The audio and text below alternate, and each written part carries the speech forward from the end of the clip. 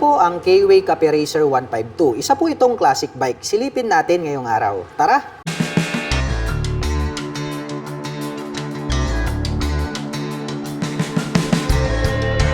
Ito po ang K-Way Cafe Racer 152. Isa po itong classic bike at ang angas din talaga ng kanyang forma. Ito pong kanyang main headlight is rounded shape po siya dahil nga isa itong classic bike. Bulb type po yung kanyang ginagamit para po dito sa kanyang main headlight. At ito pong kanyang headlight cover is matte black color. Nakapop up naman po ito pong kanyang mga turn signals. Bulb type din po yung kanyang ginagamit. At ito pong kanyang front suspension na traditional telescopic fork is black color. Mayroon naman po itong rubber boots na protection para hindi po mapasukan ng tubig at dumi itong kanyang front suspension. Meron din po palang added na light reflector lights na bilog dito sa bandang itaas. At ito naman pong kanyang hub is black color. At ito po ay naka-spokes rim set.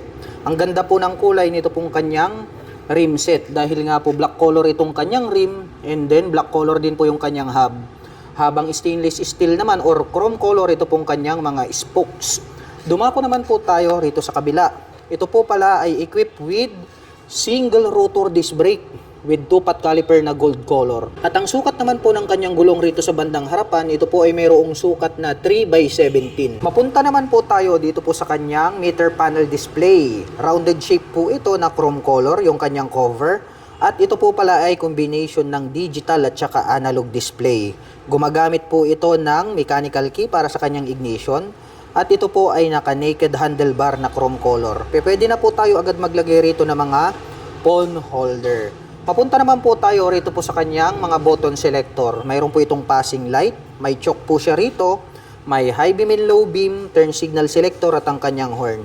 Habang dito naman po sa kabila, mayroon po siyang engine kill switch, may on and off ang kanyang headlight at ang kanyang electric starter. Ito naman pong kanyang mga brake levers is matte black color. At black color din po ito pong kanyang handle grip at black color din po ito pong kanyang end bar. Mapunta naman po tayo dito po sa kanyang fuel tank. Napaka-flawless po pala ng pagkaka-design nito pong kanyang fuel tank. Matte green po yung kanyang kulay. At ito po pala ay mayroong 12 liters na fuel tank capacity. At mayroon naman po itong fuel consumption na 43 km per liter. Ito pong kanyang fuel tip is chrome color po yan na stainless steel. Mayroon lang po siyang blue color dito na plastic cover. May lining po siya rito na gray color and then yellow, which is very attractive, maporma yung dating. At dito po sa bandang ibaba may makikita po tayo rito na 152 yung kanyang engine displacement. May K-Way dyan na nakalagay na decal in yellow color. Mapunta naman po tayo rito sa kanyang engine. Ito pong kanyang engine cover is black color po siya, ganun din po ito pong kanyang top cover. Ito pong kanyang side cover, ang ganda rin ng pagkakadesign. No? Nagkaroon po siya rito ng mga butas. Mayroon din po tayo ritong pins and then mayroon po siyang honeycomb design dito na grills na silver color. May nakalagay naman po rito na Cafe Racer. Naka Euro 3 po pala itong kanyang emission. Kaya asahan po natin na environmental friendly din po ito pong kanyang engine design. Meron naman po siyang susian dito na kung saan ay nabubuksan po ito pong kanyang side cover. At dyan po located yung kanyang battery. Nandito naman po ito pong kanyang shifter. At ito po ay mayroong 5-speed manual transmission. At ito naman pong kanyang pillion step sa ating rider at back rider is chrome color po siya. Mayroon po yung rubber cover on top. At ito naman po yung kanyang side stand at yung kanyang center stand. So glossy black po yung kanilang mga kulay. At napansin ko lang, ito po palang kanyang rear shock absorber, napaka-porma din pala, no? Mayroon na siyang canister na silver color at bukod dyan, adjustable pa. Grabe, napaka-porma po pala. Ito pong kanilang classic bike, no? Cruiser bike style na modern yung kanyang dating. At mayroon naman po itong chain protector dito na black color. Rounded shape naman po na tubular, ito pong kanyang swing arm. Dumako naman po tayo rito sa kabila. Silipin naman po natin ito pong kanyang braking system. Gumagamit po ito ng mechanical trailing or yung drum brake na tinatawag. Ito pong kanyang hub is matte black color. Ganon din po yung kulay nitong kanyang rim. At silver color naman po or chrome color ito pong kanyang mga spokes.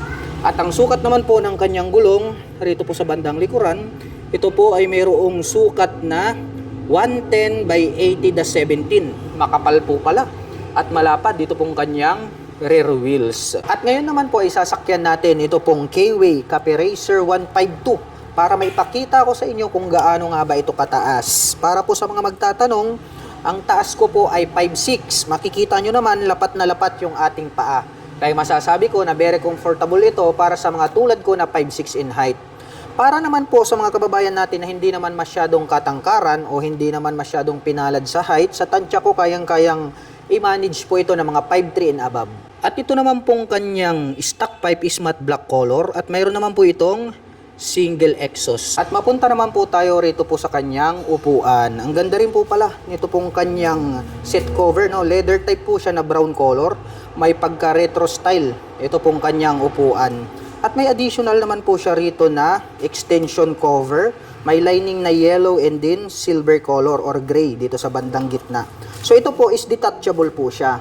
So pwede po siyang pang solo, pwede rin po siyang pang dalawahan. So detachable yan, pwede nyo yung tanggalin. Ayan o, pag solo naman po, mayroon pang sandalan rito para hindi po mangalay yung ating likod. Kapag nagsusulo tayong magra-rides at magpupunta sa iba't ibang lugar. Silipin naman po natin ito pong kanyang tail light. Rounded shape po pala ito pong kanyang tail light. Bulb type po yung kanyang ginagamit. Ganon din po ito pong kanyang mga naka-pop up na turn signals. At ito pong kanyang rear fender, ang kanyang nagsisilbing plate holder. May metal po rito na nakaabang. May added light reflectors dito sa bandang gitna. Mapunta naman po tayo rito po sa kabila ng kanyang engine cover. May naka-intact po rito na K-Way in orange color. At nandirito naman po ito pong kanyang kick starter. So ito po ang kagandahan sa motorsiklo na to. Dahil bukod po rito sa kanyang kick starter, ay mayroon pa po itong electric starter. So dual option. Mayroon po kayong pagpipilian pagdating sa mga cold starting o di kaya kapag hindi na po gumagana yung inyong battery, palitin na, pwede pa po nating magamit ito using this kick starter. Nandirito naman po itong kanyang black color na foot brake. At pag-usapan naman po natin ang kanyang engine specifications. Ang K-Way Cafe Racer ay meron po itong 152 cubic centimeter engine displacement. Naka single cylinder, single overhead cam, 4-stroke with 2 valve. At nakakapag-provide naman po ito ng maximum power na 8.5 kW at 8,500 RPM. Habang nakakapagbigay naman po ito ng maximum torque na 11.1 Nm at 6,000 RPM. At ang bigat po ng motorsiklo na ito ay mayroong kabuuang bigat na 110 kg. At ang presyo po ng K-Way Cafe Racer 152 ay nagkakahalaga po ito ng 69,900 pesos.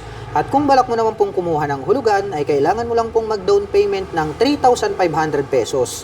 At mayroon naman po itong 3,359 pesos sa loob po yan ng 36 months. At para naman po sa mga nakapanood ng video na ito at interesado pong maglabas ng K-Way Cafe Racer 152, ay maaari nyo po silang puntahan at bisitahin. Dito lamang po yan sa Mitsukushi, Nankayasan, Ordaneta, Pangasinan.